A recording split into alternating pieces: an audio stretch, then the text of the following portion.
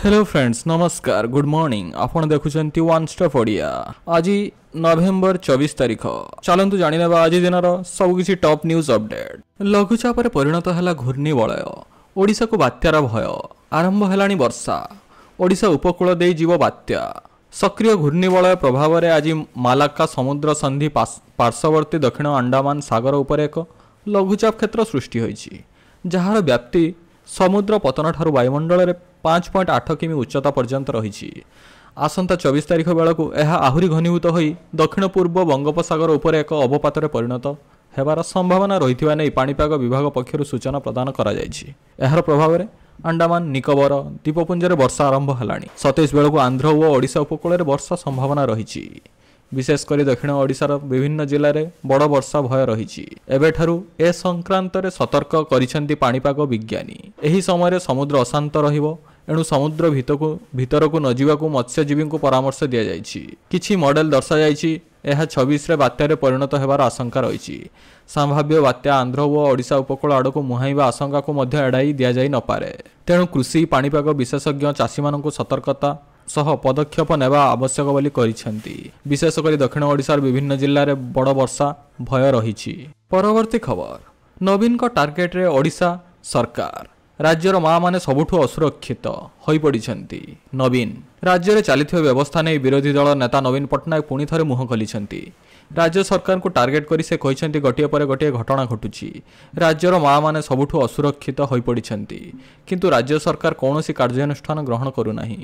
सामाजिक गणमाध्यम एक्स जरिया नवीन कहते खर्दा जिला बाघमारी रे नाबालिका को अपहरण और गणदुष्कर्म घटना अत्यंत स्पर्शकातर और हृदय विदारिक।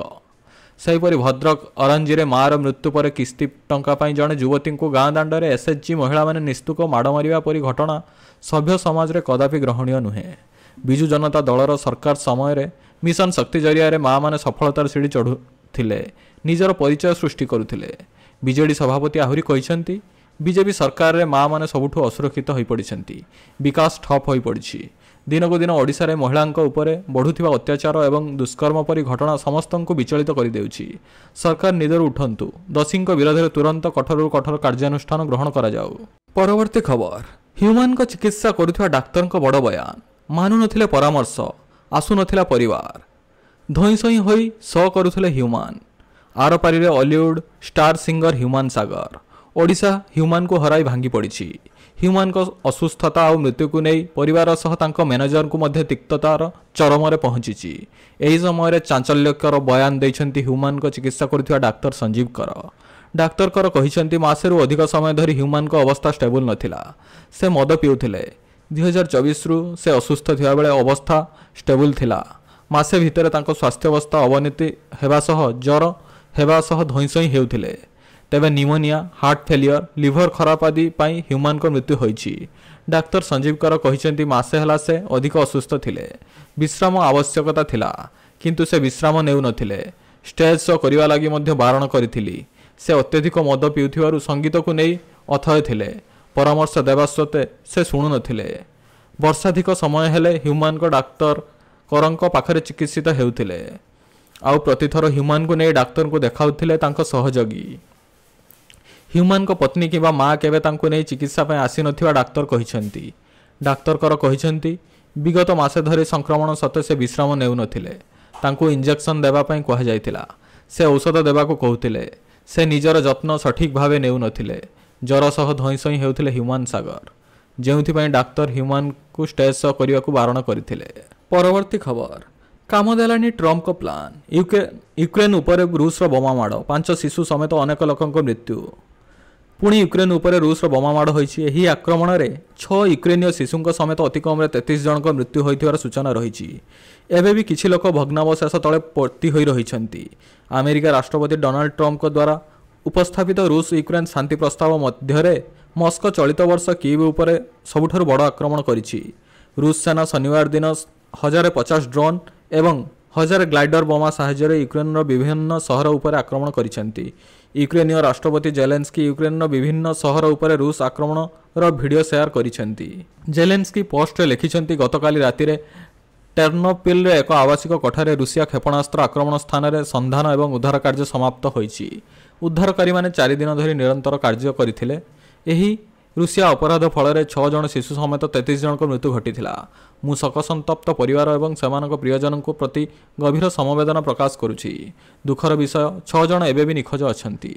ଆକ୍ରମଣ ପରେ ଉଦ୍ଧାର କାର୍ଯ୍ୟରେ ସାମିଲ ଥିବା ସମସ୍ତ ସେବା କର୍ମଚାରୀ ଏବଂ ଲୋକଙ୍କୁ ବଞ୍ଚାଇବା ପାଇଁ କରୁଥିବା ସମସ୍ତ କର୍ମକର୍ତ୍ତାଙ୍କୁ ଧନ୍ୟବାଦ ଜଣାଉଛି। ଜେଲେନ୍ସ୍କି ରବିବାର ସେୟାର କରାଯାଇଥିବା ଏକ ପୋଷ୍ଟରେ ଲେଖିଛନ୍ତି। ପରବର୍ତ୍ତୀ ଖବର, ଫିଲ୍ମ ସେଟ୍ରେ ଆହତ ହେଲେ ଶ୍ରଦ୍ଧା କପୁର। ବଲିଉଡ୍ ବାସନ୍ତୀ ଶ୍ରଦ୍ଧା କପୁର ସେ ଦେଖିବାକୁ ଯେମିତି ସୁନ୍ଦର, ତାଙ୍କ ଅଭିନୟ ମଧ୍ୟ ଖୁବ୍ ଆକର୍ଷଣୀୟ, ଯେଉଁଥିପାଇଁ ତାଙ୍କୁ ଅନେକ ଫ୍ୟାନ୍ ଫଲୋଅର୍ସ ରହିଛି। ତେବେ ଅଭିନେତ୍ରୀଙ୍କୁ ନେଇ ଏକ ବଡ଼ ଖବର ସାମ୍ନାକୁ ଆସିଛି। ଅସୁସ୍ଥ ଅଛନ୍ତି ଶ୍ରଦ୍ଧା କପୁର। ସୁଟିଂ ସେଟ୍ରେ ଭାଙ୍ଗିଗଲା ଅଭିନେତ୍ରୀ ଶ୍ରଦ୍ଧା କପୁରଙ୍କ ଗୋଡ଼, ଯାହାକୁ ନେଇ ତାଙ୍କ ପ୍ରଶଂସକମାନେ ମଧ୍ୟ ଚିନ୍ତାରେ ପଡ଼ିଯାଇଛନ୍ତି। ଏମିତି କେମିତି ହେଲା ଅଭିନେତ୍ରୀଙ୍କର ବୋଲି ସବୁଠି ଚର୍ଚ୍ଚା। ଘଟଣାକ୍ରମ କିଛି ଏହିପରି ରହିଛି। ଶ୍ରଦ୍ଧା ବର୍ତ୍ତମାନ ଇଥା ପାଇଁ ସୁଟିଂ କରୁଥିଲେ। ସୁଟିଂ ସମୟରେ ସେ ଆହତ ହୋଇଥିବାର ସୂଚନା ମିଳିଛି।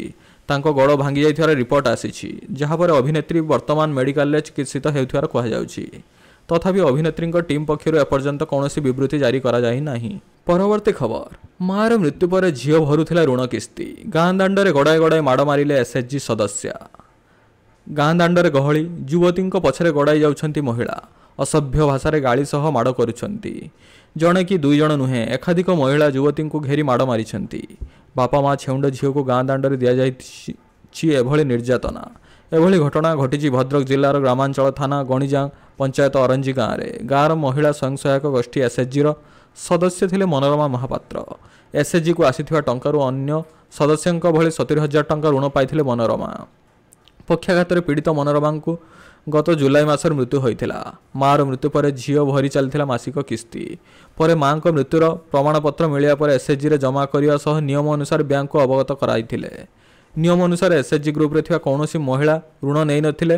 ତାଙ୍କ ମୃତ୍ୟୁ ପରେ କିସ୍ତି ଦେବାର ଆବଶ୍ୟକତା ନାହିଁ। ଋଣ ସମୟରେ ନିଆଯାଇଥିବା ବୀମାରୁ ଅବଶିଷ୍ଟ ଅର୍ଥ କଟିବା ସହ ପରିବାରକୁ ଟଙ୍କା ମିଳିଥାଏ। ଆଉ ସେହି ଅନୁସାରେ ମନୋରମାଙ୍କ ମୃତ୍ୟୁ ପରେ 5 ମାସର କିସ୍ତି ସୁଝିବା ପରେ ବୀମା ପାଇଁ ଆବେଦନ କରିଥିଲେ ଝିଅ ମୋନାଲିସା। ବ୍ୟାଙ୍କ ଅଧିକାରୀଙ୍କ ଠାରୁ ସମସ୍ତ ତଥ୍ୟ ନେବା ପରେ ମୃତ୍ୟୁ ପ୍ରମାଣପତ୍ର ଦେଇ କିସ୍ତି ଆଉ ଦେବାକୁ ପଡ଼ିବ ନାହିଁ ବୋଲି ଜଣାଇଥିଲେ। କିନ୍ତୁ ମନୋରମାଙ୍କ ମୃତ୍ୟୁ ପରେ 3 ଝିଅ କାହିଁକି ଆଉ କିସ୍ତି ନଦେବେ ସେ ନେଇ ସ୍ୱୟଂସହାୟକ ଗୋଷ୍ଠୀର ସଦସ୍ୟଙ୍କ ମଧ୍ୟରେ ମତଭେଦ ସୃଷ୍ଟି ହୋଇଥିଲା। ମାସିକ 2830 ଟଙ୍କା କିସ୍ତି ଦେବାକୁ ବାଧ୍ୟ କରିଥିଲେ ଏସ୍ଏଚ୍ଜିର ସଦସ୍ୟା। ଆଉ ଝିଅମାନେ କିସ୍ତି ବାନ୍ଧିବାକୁ ମନା କରିବା ପରେ ଗାଁ ଦାଣ୍ଡରେ ସେମାନଙ୍କୁ ଗଡ଼ାଇ ଗଡ଼ାଇ ମାଡ଼ ମରାଯାଇଥିବାର ଅଭିଯୋଗ ହୋଇଛି। ମନୋରମା ଜଣେ ଝିଅ ଗୁରୁତର ଆହତ ହୋଇ ଏବେ ଭଦ୍ରକ ଜିଲ୍ଲା ମୁଖ୍ୟ ଚିକିତ୍ସାଳୟରେ ଚିକିତ୍ସିତ ହେଉଛନ୍ତି। ମାଡ଼ ମାରିଥିବା ମହିଳାଙ୍କ ବିରୋଧରେ ମୋନାଲିସା କାର୍ଯ୍ୟାନୁଷ୍ଠାନ ଦାବି କରିଛନ୍ତି। ତେବେ ଏନେଇ ଏସ୍ଏଚ୍ଜିର ସଦସ୍ୟା ଓ ପୋଲିସର ପ୍ରତିକ୍ରିୟା ମିଳିପାରି ନାହିଁ। ପରବର୍ତ୍ତୀ ଖବର, ଦିଲ୍ଲୀ ବିସ୍ଫୋରଣ ଘଟଣାରେ ଆଉ ଜଣେ ଇଲେକ୍ଟ୍ରିସିଆନ୍ ଗିରଫ। ଦିଲ୍ଲୀ ଲାଲକିଲ୍ଲା ବିସ୍ଫୋରଣ ମାମଲାରେ ପୁଣି ଜଣେ ଗିରଫ। ଏଥର କାଶ୍ମୀରରୁ ଜଣେ ଇଲେକ୍ଟ୍ରିସିଆନକୁ ଗିରଫ କରିଛି ଏନ୍ଆଇଏ। ପୁଲୱାମାରୁ ଧରାପଡ଼ିଛି ତୋଫେଲ ଅହମ୍ମଦ, ଯିଏକି ଜଣେ ଇଲେକ୍ଟ୍ରିସିଆନ୍ ଭାବେ କାମ କରେ। ତୋଫେଲକୁ ଜେରା କରୁଛନ୍ତି ତଦନ୍ତକାରୀ ଏଜେନ୍ସି। ବିସ୍ଫୋରଣ ଷଡ଼ଯନ୍ତ୍ର ସମ୍ପର୍କିତ ଗୁରୁତ୍ୱପୂର୍ଣ୍ଣ ସୁରାକ ମିଳିଥିବାର ସୂଚନା। ଅନ୍ୟପଟେ ମାମଲାର ତଦନ୍ତରୁ ଜଣାପଡ଼ିଛି ଯେ ଭାରତର ଅନେକ ସହରରେ ବିସ୍ଫୋରଣ ଘଟାଇବା ପାଇଁ ଜୈଶ ସହ ଜଡ଼ିତ ହ୍ୱାଇଟ୍ କଲର୍ ଆତଙ୍କବାଦୀ ମଡ୍ୟୁଲ୍ ଏକ ଘୃଣ୍ୟ ଷଡ଼ଯନ୍ତ୍ର କରିଥିଲା। ଜଣେ ଆତଙ୍କବାଦୀ ଅଭିଯୁକ୍ତ ସ୍ୱୀକାର କରିଛି ଯେ 2023ରେ ଏହି ଷଡ଼ଯନ୍ତ୍ର କରାଯାଇଥିଲା। ଆତ୍ମଘାତୀ ବିସ୍ଫୋରଣକାରୀ ଉମର ମହମ୍ମଦର ସହଯୋଗୀ ଡାକ୍ତର ମୁଜାମିଲ ଶକିଲ ଜାତୀୟ ତଦନ୍ତକାରୀ ଏଜେନ୍ସି ଦ୍ୱାରା ପଚରାଉଚରା ସମୟରେ କହିଛନ୍ତି ଯେ ସେ 2 ବର୍ଷ ଧରି ବିସ୍ଫୋରଣ ପାଇଁ ପ୍ରସ୍ତୁତ ହେଉଥିଲା। ଏହି 2 ବର୍ଷ ମଧ୍ୟରେ ସେ ବିସ୍ଫୋରକ, ରିମୋଟ୍ ଓ ଅନ୍ୟାନ୍ୟ ବୋମା ତିଆରି ସାମଗ୍ରୀ ସଂଗ୍ରହ କରିଥିଲା। ମୁଜାମିଲକୁ ୟୁରିଆ ଓ ଆମୋନିୟମ୍ ନାଇଟ୍ରେଟ୍ କିଣିବା ପାଇଁ ଦାୟିତ୍ୱ ଦିଆଯାଇଥିଲା। ସେ ହରିୟାଣାର ଗୁରୁଗ୍ରାମ ଓ ନୁହୁରୁ 3 ଲକ୍ଷ ଟଙ୍କାରେ 26 କ୍ୱିଣ୍ଟାଲ ଏନ୍ପିକେ ସାର କିଣିଥିଲା। ଫରିଦାବାଦର 2ଟି ଭିନ୍ନ ବଜାରରୁ ଇଲେକ୍ଟ୍ରୋନିକ୍ ଉପାଦାନ କିଣାଯାଇଥିଲା। ଅନ୍ୟାନ୍ୟ ବିସ୍ଫୋରକ ସାମଗ୍ରୀ ନୁହୁରୁ କିଣାଯାଇଥିଲା। ରାସାୟନିକ ପଦାର୍ଥ ସଂରକ୍ଷଣ କରିବା ପାଇଁ ଡାକ୍ତର ଏକ ବଡ଼ ଫ୍ରିଜ୍ର ମଧ୍ୟ ବ୍ୟବସ୍ଥା କରିଥିଲା। ରାସାୟନିକ ପଦାର୍ଥ ପ୍ରସ୍ତୁତ କରିବା ପାଇଁ ୟୁରିଆ ଗ୍ରାଇଣ୍ଡ କରିବା ଲାଗି ମୁଜାମିଲ ଦ୍ୱାରା ବ୍ୟବହୃତ ଏକ ଅଟା ମିଲ୍ ମଧ୍ୟ ଉଦ୍ଧାର କରାଯାଇଛି। ଅନ୍ୟପଟେ ବିସ୍ଫୋରଣ ହେବାର 10 ଦିନ ପରେ ଏକ ବନ୍ଧୁକ ଏବଂ ବେଆଇନ ଅସ୍ତ୍ର ଚୋରାଚାଲାଣ ଷଡ଼ଯନ୍ତ୍ରରେ ପର୍ଦ୍ଦାଫାଶ ହୋଇଛି। ଦିଲ୍ଲୀ ପୋଲିସ, କ୍ରାଇମବ୍ରାଞ୍ଚ, ପାକିସ୍ତାନ, ଚୀନ ଏବଂ ତୁର୍କୀ ସହ ଜଡ଼ିତ ଥିବା ଏକ ବଡ଼ ଧରଣର ଅସ୍ତ୍ର ଚୋରାଚାଲାଣ ରାକେଟ୍ ପର୍ଦ୍ଦାଫାଶ କରିଛି। ପାକିସ୍ତାନ ଗୁଇନ୍ଦା ସଂସ୍ଥା ISI ଏହି ସମଗ୍ର ନେଟୱାର୍କ ପଛରେ ଥିବାର ଜଣାପଡ଼ିଛି। ଦିଲ୍ଲୀ ପୋଲିସ ଏହି ମାମଲାରେ 4 ଜଣଙ୍କୁ ଗିରଫ କରିଛି। ସେମାନେ ହେଉଛନ୍ତି ମନଦୀପ, ଦଲବିନ୍ଦର, ରୋହନ ଏବଂ ଅଜୟ। ସେମାନଙ୍କ ନିକଟରୁ ଚୀନ ନିର୍ମିତ 10ଟି ଅତ୍ୟାଧୁନିକ ବନ୍ଧୁକ ଏବଂ 92ଟି ଲାଇଭ୍ କାର୍ଟ୍ରିଜ୍ ଜବତ କରାଯାଇଛି। ଜବତ ହୋଇଥିବା ପିସ୍ତଲ ମଧ୍ୟରେ ରହିଛି ତୁର୍କୀ ନିର୍ମିତ PX 5.7 ଏବଂ ଚୀନ ନିର୍ମିତ PX3 ପିସ୍ତଲ ମଧ୍ୟରୁ 3ଟି ପିସ୍ତଲ ଅତ୍ୟନ୍ତ ବିପଜ୍ଜନକ।